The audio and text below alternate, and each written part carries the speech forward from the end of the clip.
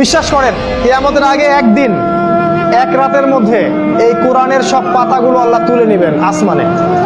হাদিসে এসেছে কোরআনের শুধু পৃষ্ঠাগুলো থাকবে, কালি থাকবে না। এটা শেষ জামানায় হবে সামনে।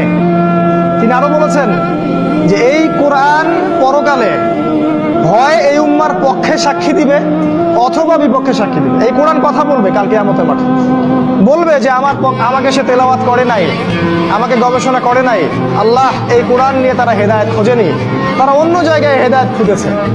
আর কোরআন যার বিপক্ষে সাক্ষী দিবে কেউ কখনো তাকে জাহান্নাম থেকে বাঁচাতে পারবে না। বিশ্বাস করেন কিয়ামতের আগে একদিন এক রাতের মধ্যে এই কোরআনের সব পাতাগুলো আল্লাহ তুলে নেবেন আসমানে। হাদিসে এসেছে কোরআনের শুধু পৃষ্ঠাগুলো থাকবে, কালি থাকবে না। এটা শেষ জামানায় হবে সামনে। তিনি আরো বলেছেন যে এই কোরআন পরকালে হয় এই উম্মার পক্ষে সাক্ষী দিবে অথবা বিপক্ষে সাক্ষী দিবে। এই কোরআন কথা বলবে কাল কিয়ামতের মাঠে, বলবে যে আমাকে সে তেলাওয়াত করে নাই, আমাকে গবেষণা করে নাই।